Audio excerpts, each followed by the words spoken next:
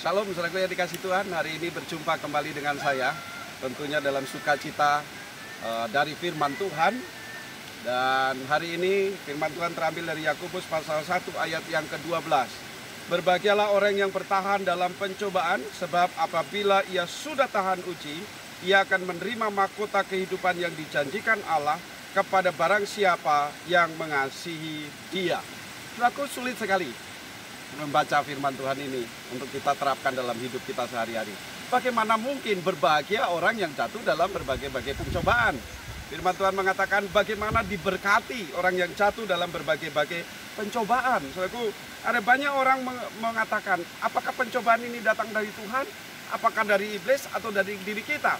Saudaraku, dunia ini ada di bawah kuasa iblis.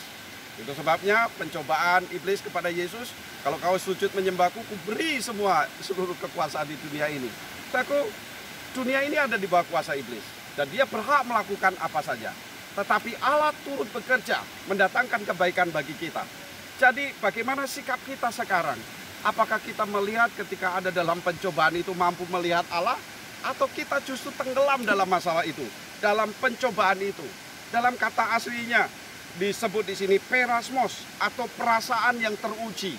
Bagaimana perasaan saudara ketika menghadapi masalah kehidupan ini? Kalau saudara mampu melihat Allah dalam setiap masalah itu, maka saudara akan diberkati. Setiap hal yang terjadi di dunia ini, kesusahan yang diakibatkan oleh masalah-masalah ekonomi, sakit penyakit, dan pergumulan-pergumulan rumah tangga yang sedang porak-poranda, sedang ada di ambang perceraian, suami yang selingkuh atau istri yang selingkuh, atau ketidaksetiaan dalam pernikahan, saudaraku, masalah-masalah itu bertubi-tubi sepertinya. Mengapa saya begitu dekat kepada Tuhan, kok masalah begitu banyak? Karena saudara mampu melihat masalah itu. Saudara ada di dalam Tuhan. Kalau saudara tidak ada dalam Tuhan, setiap masalah saudara tidak mampu melihat masalah itu dengan baik, sehingga masalahnya sedikit. Kenapa? Dianggap biasa saja masalah itu. Tetapi kalau orang yang ada dalam Tuhan mampu melihat masalah sekecil apapun, sehingga itu menjadi persoalan. Contoh, kalau ada suami selingkuh, orang yang tidak terlalu penting dengan firman Tuhan, ya serah, saya juga bisa melakukan hal yang sama. Tetapi kalau orang yang tahu firman Tuhan, ini masalah serius dan harus diselesaikan, harus dibereskan supaya berkat Allah turun. Saya yang dikasih Tuhan, karena itu firman Tuhan mengatakan, kalau ada masalah dalam hidupmu, berbahagialah, diberkatilah saudara, karena saudara akan melihat pekerjaan Allah di dalam masalah itu. Saudara akan mampu melihat Allah bekerja di dalam masalah itu, sehingga saudara akan memuji Tuhan. Oh, betapa Tuhan itu turut campur tangan dalam setiap masalahku.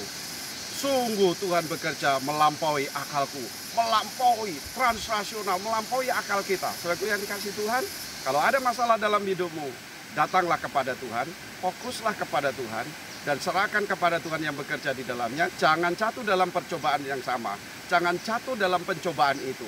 Kalau saudara mencaci maki, saudara marah, saudara kemudian membenci orang yang berdosa, padahal saudara harus menolong suami atau istri yang berdosa. Tolonglah dia supaya dia sadar akan firman Allah. Kalau dia belum sadar, doakan dia. Dialah iblis yang bekerja di dalamnya, karena dunia dalam dosa ada di bawah kuasa iblis.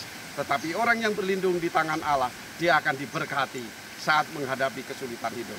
Di saat situasi yang sulit ini, saya harus tetap percaya bahwa Allah bekerja dalam hidup saudara, mendatangkan kebaikan bagi saudara. Tuhan Yesus memberkati. Haleluya. Amin.